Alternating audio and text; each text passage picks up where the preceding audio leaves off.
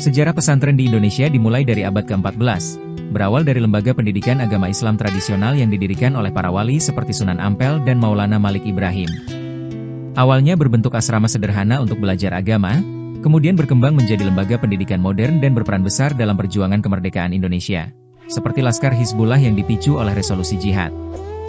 Asal-usul dan perkembangan awal. Pada abad ke-14, pesantren pertama diperkirakan muncul pada masa Wali Songo, dengan Sunan Ampel, Raden Rahmat, diakui oleh Babat Demak sebagai salah satu pendirinya di Demak, Jawa Tengah. Maulana Malik Ibrahim, dipercaya sebagai salah satu peletak dasar pesantren, beliau mendidik santri di Gresik, Jawa Timur, yang kemudian menyebarkan Islam ke berbagai daerah. Pengaruh tradisi Hindu-Buddha, sistem pendidikan berbasis asrama, pondok, dan pendidikan keagamaan diperkirakan diadopsi dari tradisi Hindu-Buddha yang sudah ada sebelumnya di Nusantara, yang kemudian disesuaikan untuk mendidik santri tentang Islam. Peran selama perjuangan kemerdekaan. Peran sentral. Pesantren menjadi pusat perjuangan melawan penjajah, tempat para kiai dan santri aktif dalam mempertahankan kemerdekaan. Laskar Perlawanan. Santri terlibat dalam pembentukan laskar perlawanan seperti Laskar Hizbullah, dipicu oleh resolusi jihad PBNU. Basis dakwah. Setelah kemerdekaan, pesantren terus berperan menjadi pusat dakwah, pendidikan karakter, dan pembentukan ulama. Dalam sebuah pondok pesantren, terdapat seorang pemimpin yang disebut sebagai kiai. Di Sumatera Barat, kiai disebut dengan panggilan Buya, sedangkan di Lombok mereka dipanggil dengan Tuan Guru. Kegiatan pembelajaran dan kajian ditangani oleh kiai langsung dengan dibantu oleh asisten kiai yang disebut sebagai Badal Kiai. Selain itu, juga ada ustadz atau ustadzah yang membantu menanamkan disiplin, ketekunan, dan memupuk kapasitas intelektual para santri sesuai dengan bidang keahlian masing-masing. Ilmu-ilmu khusus yang biasanya diajarkan dalam pondok pesantren antara lain: 1. Tauhid, teologi Islam. 2. Fikih, jurisprudensi Islam. 3. Akhlak, etika Islam. 4. Nahwu atau syarf, tata bahasa Arab. 5. Tafsir, penjelasan Al-Quran. 6. Hadis, tradisi kenabian. 7. Usul fikih, sistem jurisprudensi Islam. 8. Tilawah, seni baca Al-Quran. 9. Tahfidz, menghafal Al-Quran. 10. Hisab, astronomi. 11. Arut, bagian dari sistem pengetahuan sastra Arab. 12. Filsafat Islam. Sementara itu, murid yang belajar di sebuah pondok pesantren disebut dengan santri. Santri dibagi menjadi 3 macam. Yang pertama adalah santri mukim atau santri yang belajar dan tinggal di dalam pondok. Santri yang kedua adalah santri bukan mukim. Mereka adalah santri yang tinggal di luar pondok pesantren namun tetap mengikuti kegiatan belajar di dalam pondok secara intensif. Santri yang ketiga adalah santri musiman. Mereka adalah santri yang datang ke pondok pesantren di saat-saat tertentu. Contohnya selama bulan puasa.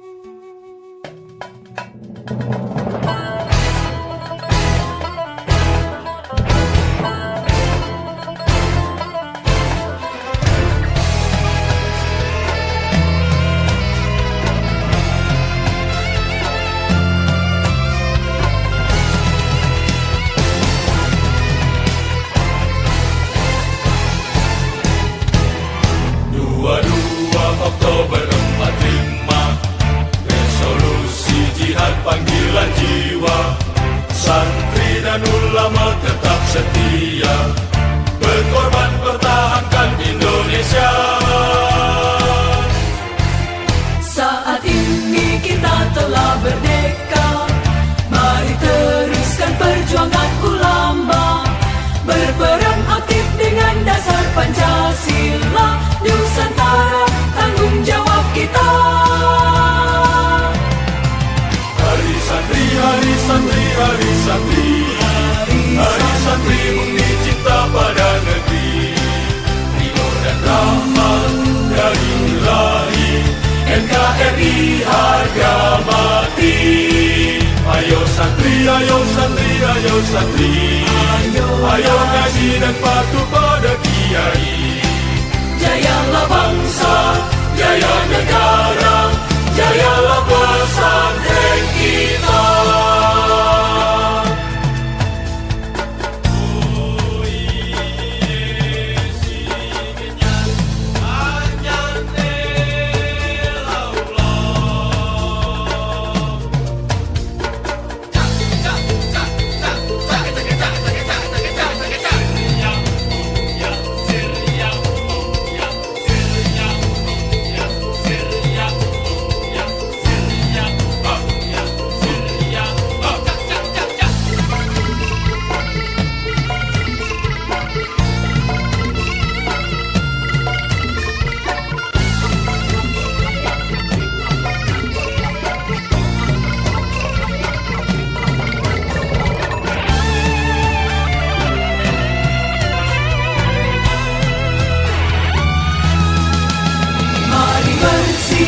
kita berangkat ke pesantren dengan penuh semangat. raih cita-cita, luruskan niat, mengabdi untuk kemaslahatan umat. Hari santri, hari santri, hari santri, hari santri bukti cinta pada negeri. Ridho dan rahmat dari Ilahi, NKRI harga mati. Ayo santri, ayo santri, ayo santri, ayo ngaji dan patuh pada kiai. Jayalah bangsa, jaya negara, jayalah pesantren kita. Jayalah bangsa negara, jayalah Indonesia, jayalah Indonesia.